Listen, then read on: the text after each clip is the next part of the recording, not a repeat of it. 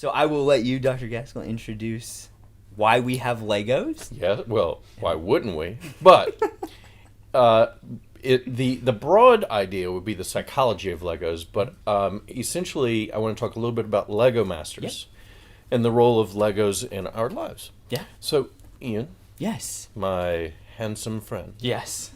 have you watched on Fox Monday nights at 8 p.m. Lego Masters? So, honestly speaking, I have not. Oh, that's honest. But when you walked into Hurts. my office yesterday, you'll be okay. Okay. Yeah.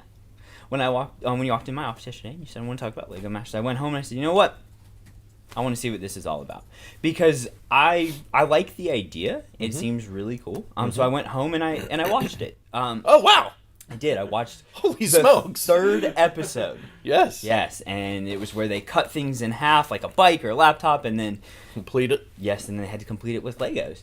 And I was sitting there, and I was thinking to myself that I don't think I fully appreciate or understand how difficult this is, how hard they have worked to get here, and really how important and special it is to them. So I think that could be a good place for you to really talk, because I know you're passionate about that, and I think that was one of the things that for me, rather than just the spectacle of, like a competition show, and I didn't even know that Lego Masters existed, and that this was something that the two judges, like, that's what they do. I know, that's their job, and they're famous. Yeah. I mean, to Well, me, to me, Yeah. you know. Yeah. But the thing about Legos, and I don't want to go too much into this because I can get run down a rabbit hole. But the spectrum, Asperger's, is this brain that is hyperwired in the frontal lobes, and you have this hyper focus, and the social world becomes less important, and you're not really good socially. But the thing about this kind of mind is you're a pattern. You can see patterns. Yes. You can recognize patterns, and that this Millennium Falcon right here. Most of the Lego Masters, meaning the people who work at Lego, are on the spectrum. Okay. And if you watch this show and you know anything about the spectrum, or like, okay, you're not, you are, right? Yeah. And I don't think either of the judges are on the spectrum. Okay. But essentially, the way the show works, and I'll tell you the second episode, really, really upset me badly. Okay.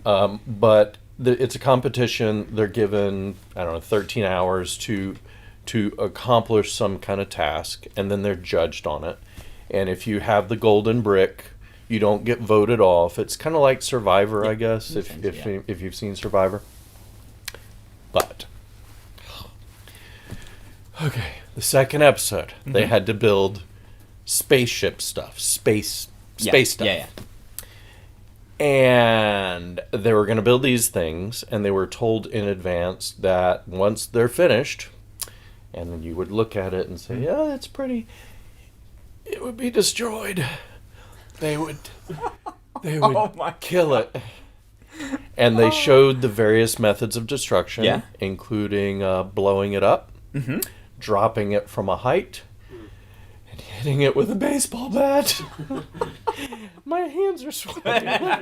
Literally, feel that. Are my hands sweating? I trust you. My hand. Yeah. Oh, yeah. Okay. Talk about the You discomfort. can watch those later. Yeah, talk about the discomfort. But on the second episode, this couple built this like it was a work of art. It was this green space monster with a giant eye, and its tentacles would move. It's really, really complicated. Yeah. And there was a tower with a little dynamite, and on top of that was the hero, which was this spaceman, right? Yeah.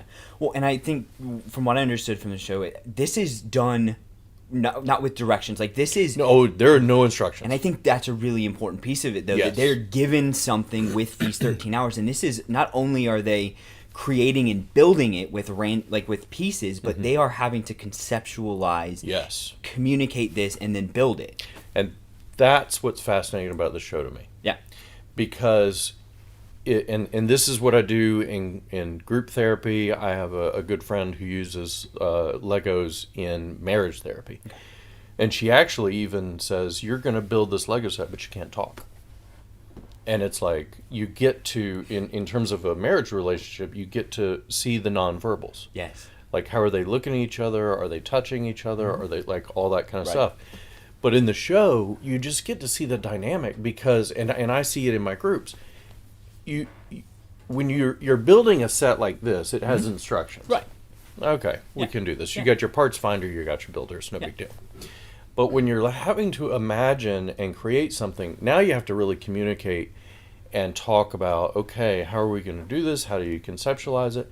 And in watching, especially like the couples or even the best friends, Yep. and man, they get pissed. Or they're like, I'm just not doing this, you're not listening to me. And that, the psychology of the show, I didn't expect. Right. I didn't see it coming. So that's is sort of the role of Legos in my life. Like I just love building them and collecting them.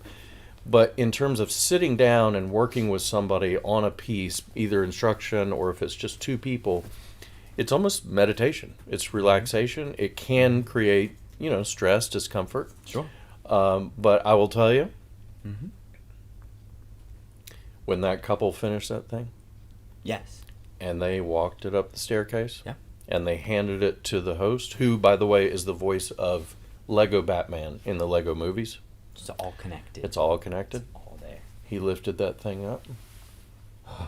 He dropped it, and it exploded into a million pieces, and I thought I was going to have a heart attack. I swear I thought I was going to die.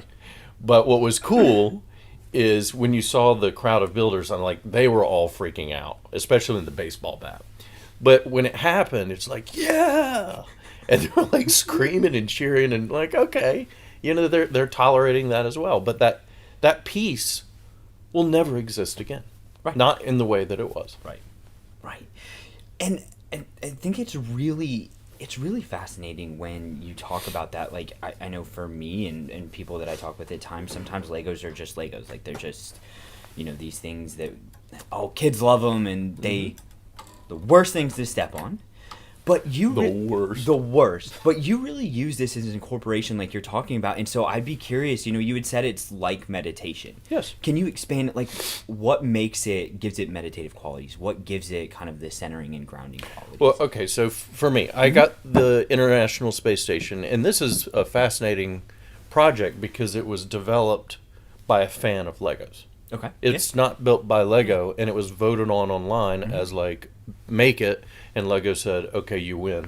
But they come in these packets, and they're numbered. Yep.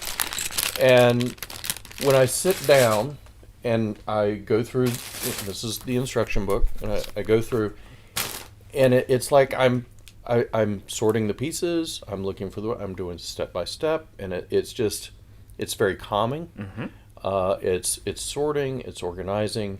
And the thing that's different about Legos for me, and I try to get my college guys to get back into it. Yeah. And they thank me when they do it because what happened when I play Fortnite, I play video games. Yeah. But you can't hold that. Right. And so when you finish a set like this and you look at it, you say, well, I made that. Yeah. And I can hold it and I can touch it. And that's sort of a lost art. When I was growing up, I would build plastic models with glue and get high and all that kind of stuff. But then I could say, look what I did. Right. Video games, you can't really do it.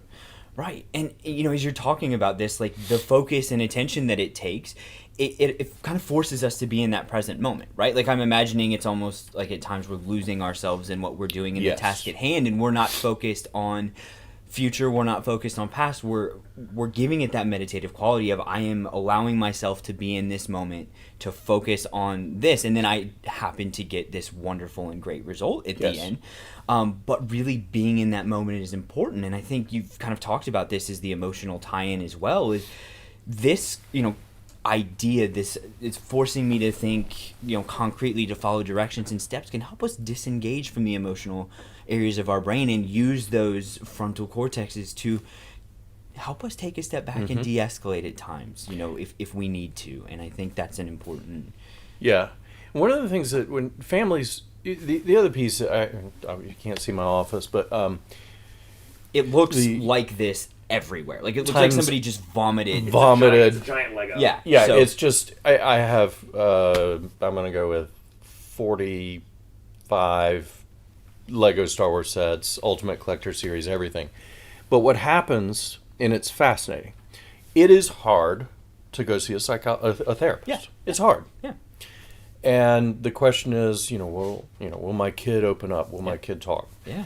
And in my career, which is now over 78 years. Yeah. I am 102 years old. Yes, you are. I have never in my career had a kid not talk to me. Yeah. And they walk into my office and they're like, "What? Are you kidding me?" And then it's like, "Okay, we're good." Yes. But the other piece, I usually have, I have the giant Millennium Falcon, and I'll say to the parents, we're going to work on Legos. Yeah. But that's not what we're really doing. Because if I sit down with a kid and say, all right, I'll be your parts finder, you build, or vice versa. Yeah. And we start building, I'm like, Seth, what's going on with you? Yeah. And now I know we're going to talk about this in a minute, about play. Yeah. But with kids, and even adults, when you get kind of into a little bit of a parallel play, it distracts you enough to free you enough to talk about, let's talk about some real stuff.